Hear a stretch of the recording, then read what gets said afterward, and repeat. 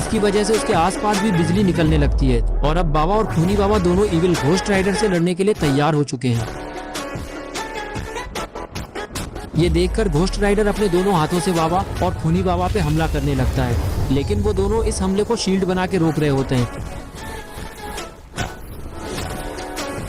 तभी बाबा खूनी बाबा से कहता है, मैं इसे ज्यादा देर तक नहीं रोक पाऊंगा खूनी बाबा, और नहीं मुझे इसकी कमजोरी पता है, इसलिए अब तुम ही बताओ कि इस घोस्ट राइडर को हम कैसे रोक पाएंगे, क्योंकि मुझे नहीं लगता कि ऐसे हम दोनों इसको हरा पाएंगे, क्योंकि वो तुम्हारी शक्ति पाने के बाद बहुत ही ताकतवर हो चुका है। बाबा लंगोटीलाल, तुम्हें चिंता करने की कोई जरूरत नहीं है, क्योंकि मुझे इसकी कमजोरी पता चल चुकी है। बाबा पूछते हैं कि बताओ कि वो कमजोरी क्या है। खूनी बाबा बताता है कि घोस्ट राइडर को हराने के लिए हेवन या हेल का हथियार लगेगा, यही उसकी कमजोरी है, वरना और कोई ऐसा हथियार नहीं जो घोस्ट राइडर को रोक पाए। ये सुनते ही बाबा बोलते हैं कि लेकिन मेरे पास तो ऐसा कोई हथियार ही नहीं है, तो अब हम घोस्ट राइडर को कैसे रोक पाएंगे। ये तो हमें बहुत ही जोरदार टक्कर दे रहा है और ज्यादा देर हम दोनों टिक नहीं पाएंगे। तभी खूनी बाबा बोलता है कि तुम्हारे पास नहीं है, लेकिन मेरे पास है एक हथियार जो कि मैंने हेल से ले आया था, वो भी जब मैं काली शक्तियाँ प्राप्त करने हेल में गया था तब, और अब मैं उसी हथियार का इस्तेमाल करके इस घोस्ट राइडर का काम तमाम कर दूंगा, अब तुम देखते जाओ। इतना बोलने के बाद खूनी बाबा वो हथियार अपने हाथों में प्रकट करता है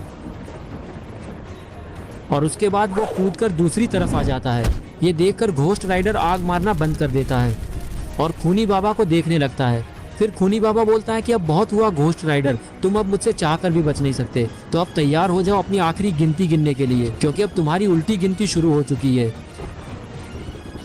इतना बोल के खूनी बाबा वो हथियार घोस्ट राइडर की तरफ फेंक देता है, लेकिन अरे ये क्या, घोस्ट राइडर तो इस हमले से बड़ी आसानी से बच गया। और फिर घोस्ट राइडर खूनी बाबा के नाकाम हमले पर जोर जोर से हंसने लगता है। इसके बाद घोस्ट राइडर कहता है, कोशिश अच्छी थी खूनी बाबा, लेकिन अफसोस ये किसी काम की नहीं रही, क्योंकि ये छोटे मोटे हमले से तुम मुझे छू भी नहीं सकते, तुम्हें मुझे हराने के लिए कुछ बड़ा करना होगा। इतना बोल के घोस्ट राइडर खूनी बाबा की तरफ दौड़ लगा देता है और उसके पास जाके उसको एक लात मारता है, जिसके कारण खूनी बाबा नीचे गिर जाता है। इसके बाद मौके का फायदा उठाते हुए घोस्ट राइडर अपने मुंह से खूनी बाबा पे आग मारने लगता है, लेकिन तभी वहाँ पे बाबा आ जाते हैं और वो शील्ड बना के उस आग को रोकने लगते हैं।